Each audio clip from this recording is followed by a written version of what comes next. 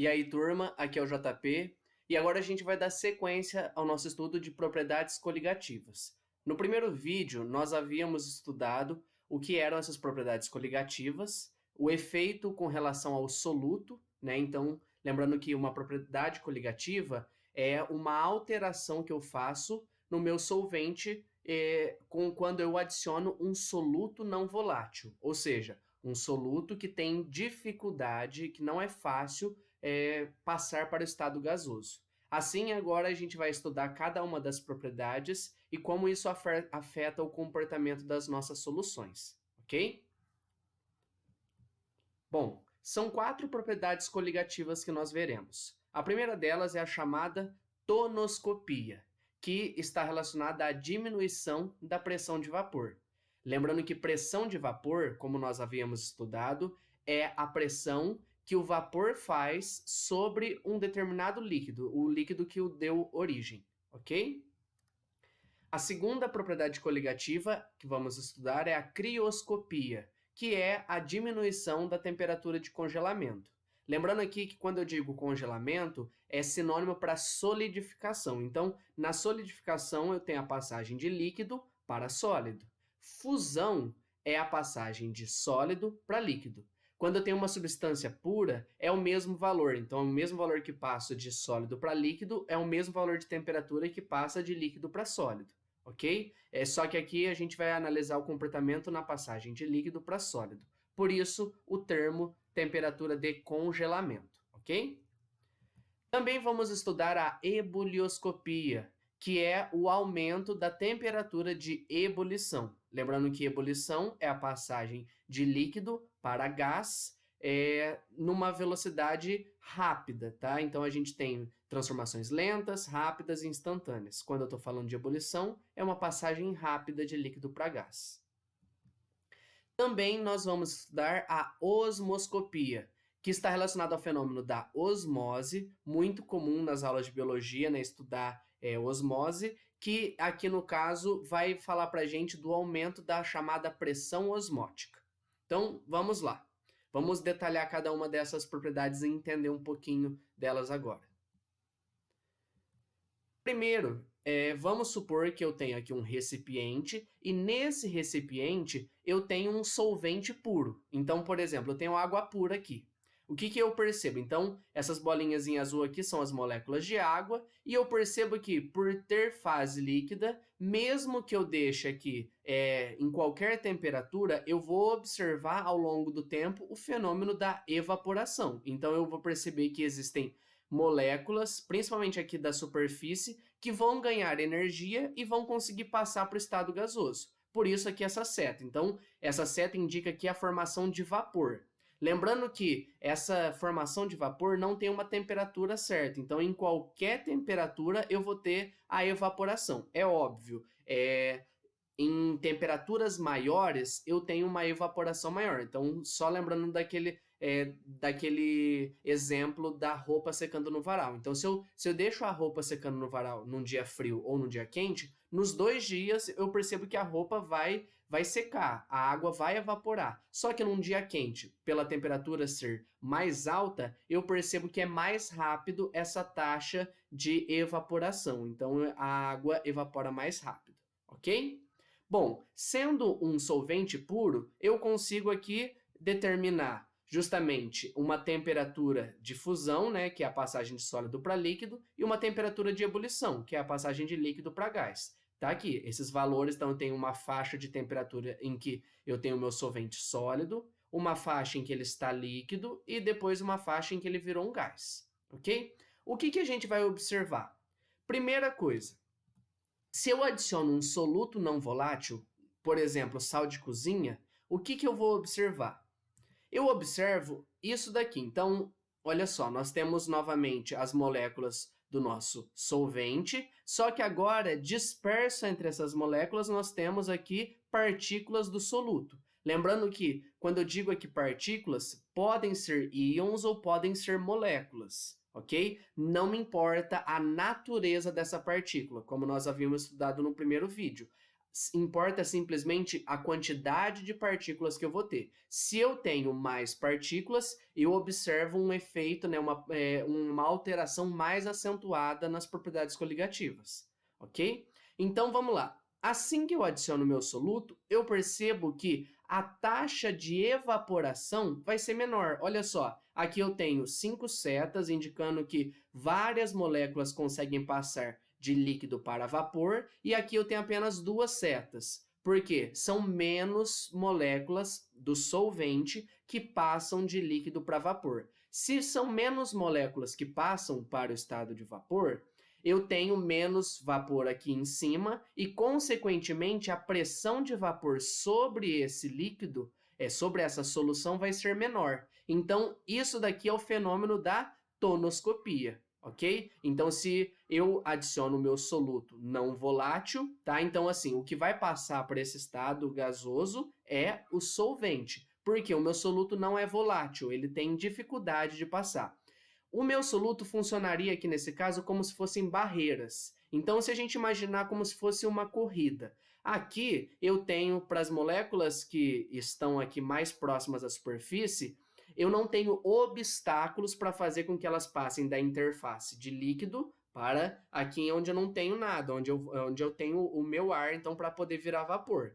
Já nesse outro exemplo, as moléculas de soluto, né, ou as partículas, enfim, de soluto, elas vão ser as barreiras, então vão impedir que parte das moléculas do solvente passem para o vapor, ok? Assim, se eu tenho menos vapor, eu tenho menos pressão de vapor. Tá aqui, tonoscopia, que é o abaixamento da pressão de vapor agora da minha solução, ok? Como que a gente observa isso? Bom, muito simples de você observar na sua casa. Se você pegar 2 copos, um com água pura, ok? Ou que seja água mineral, e no outro você dissolveu uma quantidade de sal ou mesmo de açúcar, e é até bacana você fazer com sal e um outro copo com açúcar, se você colocar a mesma quantidade de água nos 3, e em 2 desses copos, num colocar sal e no outro colocar açúcar, você vai perceber que no copo que não tem nada, a água evapora mais rápido, ok? Já que ela não tem obstáculos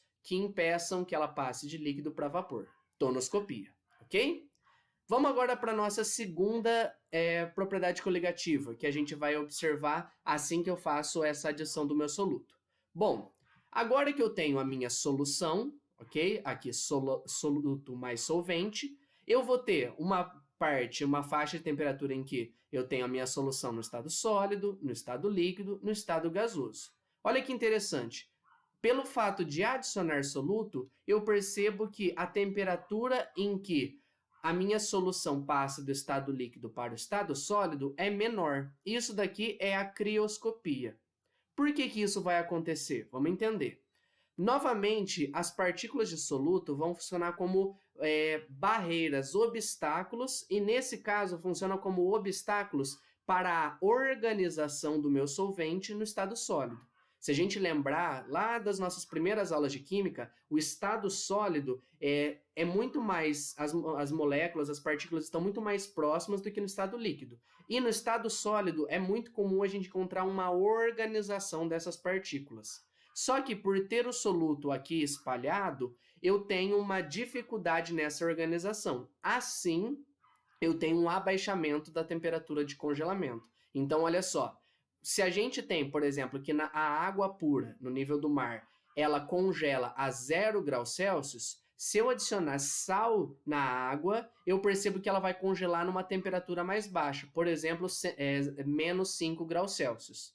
Isso tem muitas aplicações no nosso dia a dia e os exercícios trazem muito isso. Por exemplo, em locais onde a gente tem neve, o que eles usam para poder derreter a neve de maneira muito fácil? É só jogar sal na neve. Por quê? A neve nada mais é do que a água no estado sólido. Quando você joga sal na neve, você faz com que a temperatura, então vamos supor que num dia frio, lá nesses lugares, está a -2. Então, se a gente pega aqui, ó, água pura, -2 está aqui, ó, a água está no estado sólido. Na hora que eu jogo o sal na água, na neve, acontece o abaixamento da temperatura de congelamento. Assim, se a temperatura do ambiente está -2, na hora que eu desço aqui, ó, -2 passa a ser uma faixa líquida para a minha solução, e não mais sólido como era aqui em cima. Então é onde eu consigo derreter a neve facilmente. Outro exemplo, é muito comum em churrascos e tudo mais adicionarem sal na caixa das bebidas, né, onde tem gelo. Por quê? O gelo, por estar no estado sólido, nem sempre vai conseguir ter contato completo com a superfície da garrafa para gelar ela mais rápido. Jogando sal no gelo, você derrete o gelo, só que você não mexe na temperatura do gelo. Então, por exemplo, se o gelo está a -2, a -3, ele continua a -3, só que ele deixa de ser gelo e passa a ser água com sal. Então, essa água consegue envolver melhor a garrafa, vai ter maior contato com a garrafa e aí, consequentemente, vai esfriar mais rápido a sua bebida. Tá? Então, adicionar o sal não sobe a temperatura. O que ele faz? O fato de adicionar o sal, como o exemplo que eu estou dando, ele desloca justamente a temperatura em que eu congelo a água. Outro exemplo também falando de países frios. É comum em lugares muito frios, eles adicionarem alguma substância no radiador do carro. Por quê? Para não acontecer o congelamento da água que serve para resfriar o motor. Então, imagina que num dia que está extremamente frio, essa água do motor, essa água do radiador pode estar congelada. Se eu tenho a adição de uma substância lá, nem sempre eu vou congelá-la. Então, fica mais fácil aí para eu poder utilizar um veículo em países onde a temperatura fica abaixo de 0. Tá certo? Então, esse é o primeiro fenômeno que a gente observa aqui, se eu estou falando da temperatura de congelamento. Então, nós temos tonoscopia, crioscopia. Próxima propriedade que a gente também observa ao adicionar o soluto é a chamada ebulioscopia. Então, assim como eu abaixo a temperatura de congelamento, então eu desloco aqui para trás, eu aumento a temperatura de ebulição. Por exemplo, se você tem que esquentar a água para cozinhar macarrão, vamos supor, tem pessoas que colocam sal na água já para poder passar um pouquinho desse sal para o macarrão.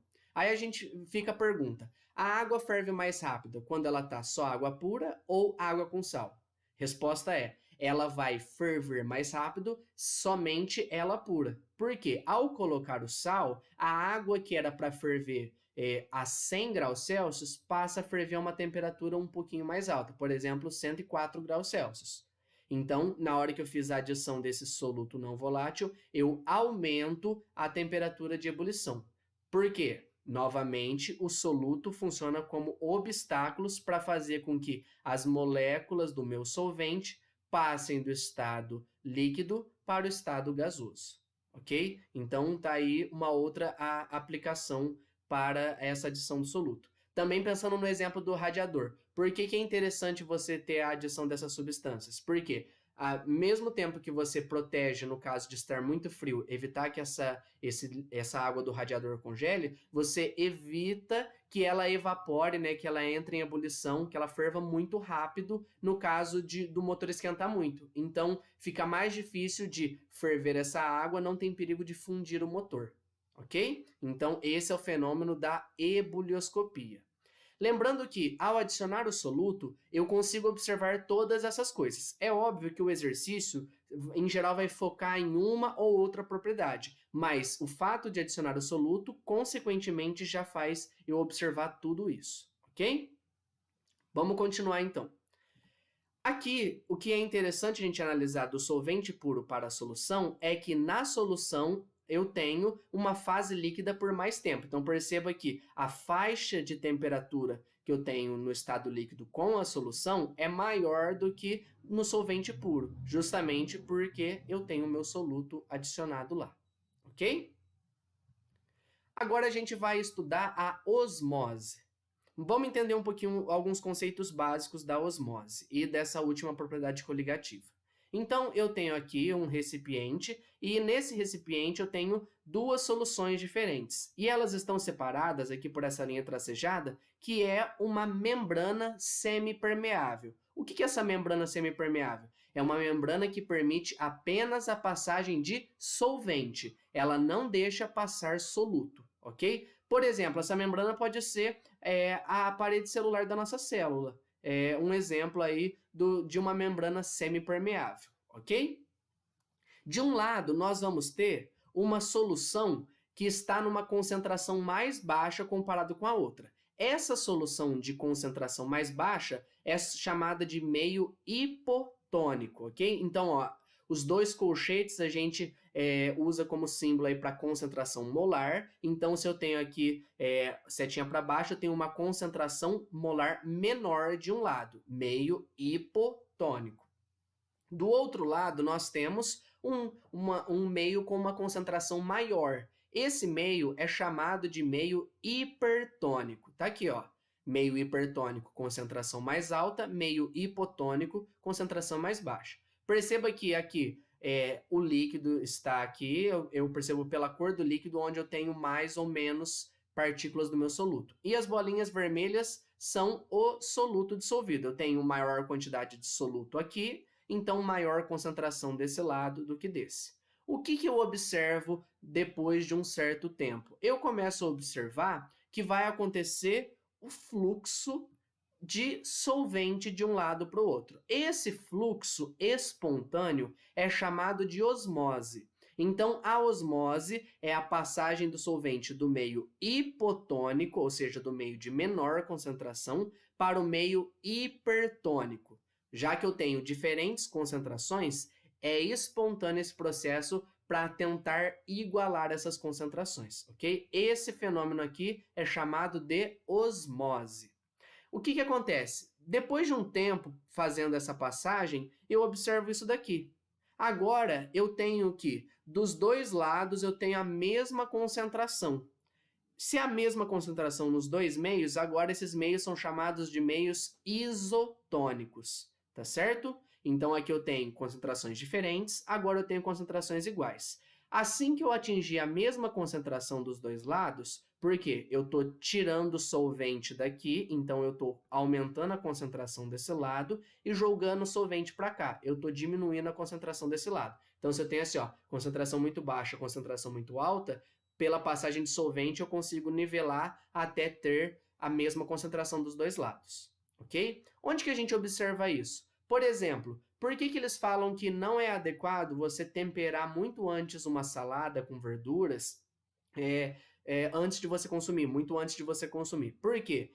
As folhas das verduras ficam murchas. Por que elas ficam murchas? Porque o líquido, né, que tem dentro dessas células vegetais sai para o meio externo, porque no meio externo, por já estar temperado, eu tenho uma concentração mais alta. Então, a gente imagina aqui, ó, dentro da minha célula, a parede celular e justamente o meio externo. Eu tenho aqui a passagem da água, então, para poder igualar. Tem o fenômeno da osmose e aí é onde a folha fica murcha, ok? Então, é adequado, se você vai consumir a salada dali um tempo, temperar mais próximo do momento do consumo. Outro exemplo que a gente observa osmose. Quando a gente nada, por exemplo, no mar, a gente observa que as pontas dos nossos dedos ficam enrugadas. Por quê? O meio externo é um meio hipertônico, tem uma concentração muito grande de sais. E aí, a água que tem aqui no nosso corpo, ela sai por osmose, e aí é onde fica murcho, né? Fica enrugada as pontas dos nossos dedos. Ok? É interessante a gente observar aqui que eu tenho agora uma coluna de líquido, né, mais alta aqui desse lado do que desse. Justamente essa altura aqui da coluna exerce uma pressão sobre o meu líquido. E aí essa pressão é equivalente à chamada pressão osmótica. O que é pressão osmótica? É uma pressão externa que eu preciso fazer para que não ocorra osmose. Como assim? Se eu tenho essa separação de concentrações aqui de dois meios, como eu disse, é espontâneo que aconteça. Exceto se eu colocar, por exemplo, aqui uma tampa e evitar que o solvente passe desse lado para esse. Então, se eu exercer uma pressão num valor exato, eu consigo evitar que a osmose ocorra. Exatamente esse valor de pressão que eu tenho que exercer é a pressão osmótica. Se eu tenho essa separação aqui, talvez você já tenha estudado em física hidrostática, eu tenho aqui uma coluna de líquido, essa coluna aqui vai exercer uma mesma pressão, que é o valor numericamente igual à chamada pressão osmótica, ok? Agora, o que é o fenômeno da osmoscopia? Osmoscopia é porque na hora que eu adiciono o meu soluto não volátil, eu aumento a concentração de um lado comparado com o do outro. Se eu aumento ainda mais essa concentração, eu tenho que passar mais solvente ainda. Consequentemente, eu tenho que fazer uma pressão osmótica ainda maior para evitar que haja o movimento do solvente. Tá? Então, quanto maior for essa diferença das concentrações, maior a pressão osmótica que eu vou ter que exercer. Ok? Tem como a gente calcular a pressão osmótica? Tem. Vamos ver aqui. Esse cálculo da pressão osmótica, que aqui eu vou me referir a ela com a letra π, está relacionado, por estudos que foram feitos, ao comportamento de gases ideais. E nos gases ideais nós usamos essa fórmula aqui, PV-nRT, conhecida como equação de Clapeyron. Nessa equação, o que a gente tem? Pressão, volume, número de mols do meu gás, constante dos gases ideais e temperatura. Fazendo um rearranjo aqui para adequar a nossa solução, para poder calcular a pressão osmótica, nós temos essa fórmula. Então, só para a gente entender como que surgiu essa fórmula. Olha só, eu tenho aqui que a letra π se refere à pressão. Então, troquei a letra P pela letra π, pressão osmótica, que vai ser medida em ATMs, em atmosferas, tá certo? Essa letra aqui, esse M que a gente chama de M fresco, é o M que se refere à concentração molar das partículas. Nesse caso, eu estou considerando assim que um lado tem alguma concentração, então vai ter partículas dissolvidas nele, e no outro lado, por exemplo, o solvente puro. Então, a diferença de concentração dos dois lados é exatamente o valor da concentração do lado onde está mais concentrado, ok? Essa concentração de molar das partículas é dada em mol por litro, obviamente. E como que eu calculo ela? Simples. A gente já estudou lá em soluções que concentração molar é número de mols por volume. Então, o volume que está aqui multiplicando, eu passo dividindo. Por isso que eu troco o N dividido por V por essa letra M aqui, ok? O R vai se referir à constante dos gases ideais. Mesmo aqui eu não trabalhando com gás, eu vou usar essa constante na minha conta. Preciso saber o valor dessa constante? Precisa saber um certo valor. Qual valor é esse? É o valor de 0,082. Lembrando que as unidades dessa constante é que determinam as unidades do exercício. Então, se ele não te deu unidade nenhuma, você vai se guiar por essas unidades aqui. E se ele deu alguma coisa diferente nas outras unidades, você tem que transformar. Então, por exemplo, aqui fala ATM litro por mol Kelvin. Ou seja, sua pressão tem que estar em ATM, concentração molar vai estar em mol por litro e a temperatura tem que estar em Kelvin. Se num exercício você tem que usar esse valor de R, mas ele deu uma outra medida, por exemplo, para pressão osmótica, por exemplo, em milímetro de mercúrio, você tem que fazer essa conversão antes, senão dá errado a sua conta. E a temperatura sempre em Kelvin. Lembrando que essa transformação é clássica, o exercício não fala que tem que transformar. Transformando graus Celsius para Kelvin, você tem que somar 273, ok? Então, tá aqui os valores que você vai precisar saber. 0,082 e a transformação para Kelvin na sua temperatura. E aí você consegue determinar exatamente qual o valor da pressão que tem que exercer para não ocorrer a sua osmose, ok? Também pode existir o que a gente chama de osmose reversa. Como assim? Então, novamente, eu tenho aqui os meus meios, o meio hipotônico, o meio hipertônico. O que é a chamada osmose reversa? Imagina que você vai exercer aqui uma certa pressão maior que a pressão osmótica. Então, olha só, se eu exerço uma pressão menor que a osmótica, vai ocorrer a minha osmose normal, porque eu não estou conseguindo impedir com pressão suficiente. Se eu faço a pressão osmótica, fica igual, fica estabilizado, não ocorre fluxo de nenhum dos lados. Agora, se eu faço aqui uma pressão no lado mais concentrado, no meio hipertônico, maior do que desse lado, Além de evitar que passe solvente do meio hipo para o meio hiper, eu ainda consigo fazer com que o solvente, lembrando que a gente ainda tem a nossa membrana semipermeável, que não deixa passar soluto, só deixa passar solvente. Eu consigo empurrar solvente do meio hipertônico para o meio hipotônico. Então aqui eu tenho a chamada osmose reversa. Por quê? Ela está indo no sentido contrário do que iria numa osmose tradicional, tá? Para fazer isso, isso não é espontâneo. Eu tenho que ter essa pressão aqui exercida no lado, né, no meio hipertônico, para fazer isso acontecer. E aí, depois de um tempo, o que eu percebo? O que acontece? Eu observo isso daqui. Perceba que eu tenho aqui, ó, houve movimentação do solvente do meio hiper para o meio hipo, então tá aqui. E agora, o que eu observo nas concentrações? Eu tenho uma diferença ainda maior. Então, se a diferença era num certo valor, né, se era um pouquinho discrepante, agora ficou muito discrepante. Aqui ficou bem mais diluído e aqui ficou bem mais concentrado. Para que a gente usa osmose reversa? Exemplo clássico de osmose reversa é justamente na dessalinização da água do mar. A gente sabe que hoje em dia a gente vive uma crise com a questão da água, né? A gente tem que cuidar desse recurso que é a água para a gente poder sobreviver. E aí discute-se muito, mas como que eu posso transformar a água do mar, que não é própria para consumo, numa água que é potável? Um dos processos é a osmose reversa. Por que então que não é tão comum acontecer isso, né? Fazer esse processo? Porque é um processo caro, é difícil de conseguir fazer isso. Gasta-se muita energia, já que eu preciso aqui fazer algo que não é espontâneo, a exercer essa pressão e tudo mais. Mas é possível eu conseguir dessalinizar a água do mar através de uma osmose reversa. Osmose também é muito importante que a gente saiba, porque, por exemplo, para quem vai seguir para a área de saúde, né, seja enfermagem, medicina, enfim, se eu aplico, por exemplo, uma injeção numa concentração que não está adequada, né, aplico na minha veia com sangue, o que acontece com as células do sangue? Ou elas podem murchar, porque elas vão perder líquido, já que eu tenho o meio externo hipertônico, ou elas podem inchar e, inclusive, explodir.